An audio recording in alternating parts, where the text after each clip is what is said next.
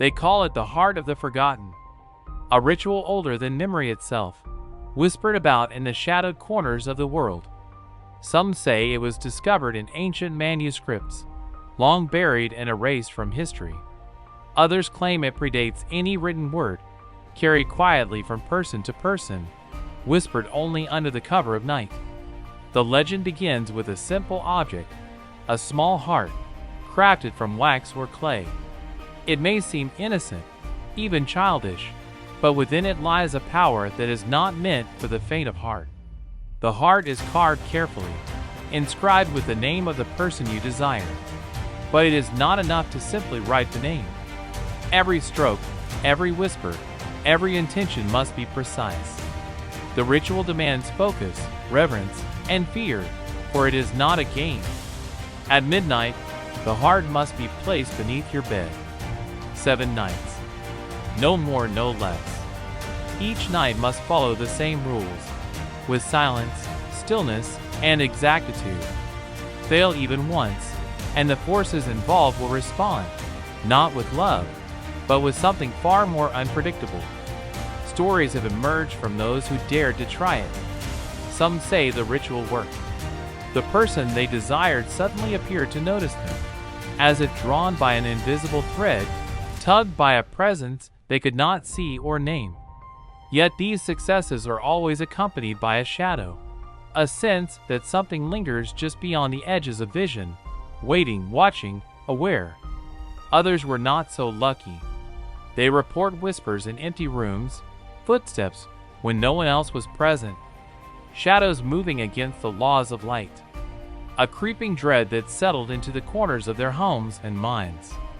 The sense that the ritual, once begun, cannot be undone, only endured. No one fully understands why it works, or why it sometimes turns dark. Perhaps it is desire itself that awakens the unseen. Perhaps the heart is only a conduit for something older, something patient, watching from beyond.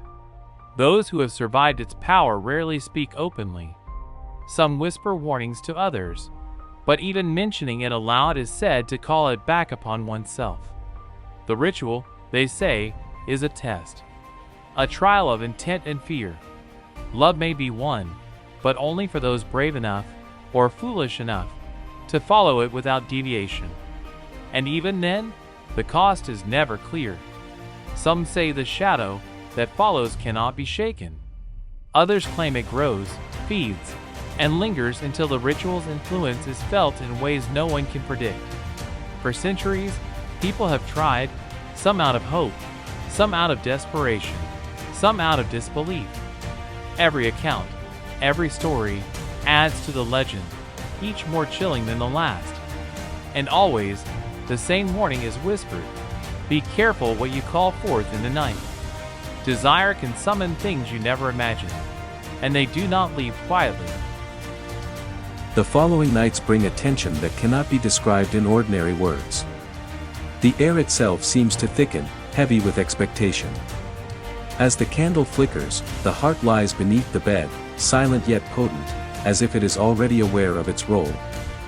Those who have attempted it describe a strange pressure in the chest, an inexplicable heartbeat that seems to echo in the room, though the room is empty. By the third night, something begins to stir. A subtle shift, almost imperceptible, in the shadows of the room. Objects no longer feel entirely stationary. Some report a whisper, soft at first, like wind brushing over old pages, yet carrying a tone that seems personal, almost intimate. The mind begins to question reality, unsure where desire ends and something else begins. Sleep becomes restless. Dreams, vivid and unnerving, intrude. The person you desire appears, but not as they truly are, distorted, ethereal, flickering at the edges of vision. They speak in riddles, their voice both familiar and alien, warning and inviting at the same time. When awake, a lingering sense of their presence remains, as if they have stepped through some invisible barrier, observing from just beyond sight. Some nights bring warmth, others an icy chill that seeps into bones. Shadows lengthen unnaturally, crawling along walls with a life of their own. Even the air seems alive, pressing against the skin, stirring hair at the nape of the neck. Those who have tried the ritual describe an internal conflict, hope and dread interwoven, impossible to separate. The legend insists that desire alone is not enough. Intention must be absolute. Any doubt, any hesitation, and the ritual may respond in a way far removed from expectation. Love may come, but not without consequence. A knock at the door, a sudden cough in the hallway, a fleeting figure in the periphery of vision, signs that the heart is active, that the unseen is awake. And then, the most frightening aspect begins. The more the heart's magic works, the stronger the sense of being observed becomes. Every movement is felt. Every thought seems audible. Some report shadows gathering in corners, lingering at thresholds, watching silently as if counting, marking. Others speak of a presence behind them in mirrors, always just out of focus, vanishing the moment they turn. Yet still, the ritual calls to the brave and the desperate. A promise of connection, of desire fulfilled, drives them onward. The stories, half-truths and full fabrications alike, speak of hearts won and lost, of strange coincidences that cannot be explained by logic. Phones ring with no one on the line, footsteps echo where no one treads, and fleeting glimpses of figures vanish in the blink of an eye. It is said that by the seventh night, the heart pulses with an almost visible rhythm. Those sensitive to the unseen feel it beneath their feet, in the walls, in the very air they breathe. Some report faint lights flickering in rooms long abandoned, or shadows moving along distant hallways. Others claim they hear their own name whispered repeatedly, carried by no sound, penetrating directly into the mind. And still, the warning persists, the ritual is not a toy, not a game, and not a solution to loneliness. The forces it summons are ancient, patient, aware. They respond to desire, yes, but they also respond to fear, hesitation, and doubt. Those who dare continue must do so fully, for once awakened, the heart of the forgotten does not sleep again. By the final nights, the room no longer feels like a room. The air is thick, almost tangible, pressing against the skin like water. Every breath carries a weight, and every shadow seems to bend and shift with intent. The heart beneath the bed pulses visibly now, a dull, red glow that grows brighter with every moment of intention. It is alive in a way that cannot be ignored. Some report that sounds begin to form words, whispers at first, then sentences, sometimes commands, sometimes questions, always in a tone that seems to pierce directly into the mind. The voice is familiar yet impossible to place, both comforting and threatening. Doors creak open on their own, lights flicker unpredictably, and objects tremble as if the house itself is awakening. The person who began the ritual notices changes within themselves. Their thoughts feel heavier, sharper, more focused. Emotions intensify, swinging between ecstasy and dread in moments. Sleep is impossible, every blink brings visions of eyes watching from the corners of the room. Even outside, on the silent, rainy streets, shadows seem to follow. They are never alone, though no one else is visible.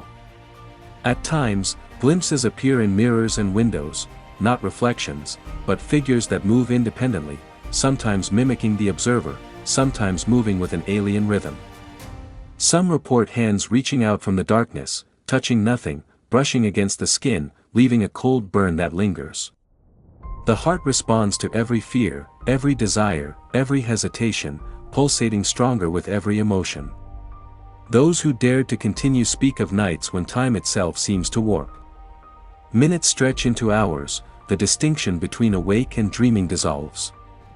Steps echo when none exist, voices call names that have not been spoken aloud, and doors that were once locked swing open at a touch.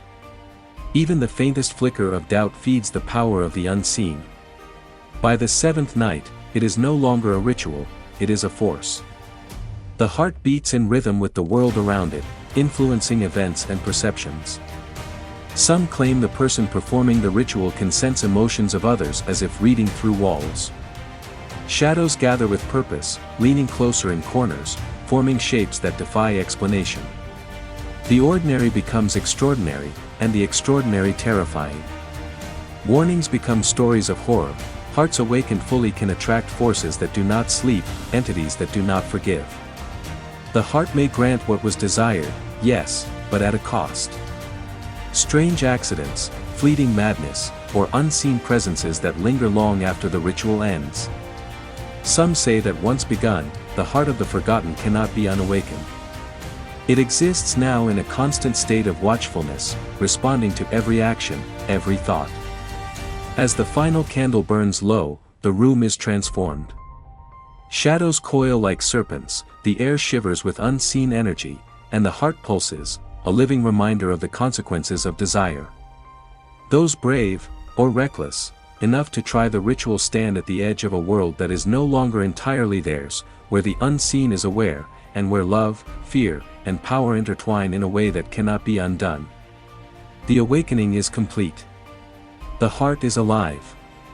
And so, the legend continues, whispered from one curious soul to the next, warning and tempting in equal measure.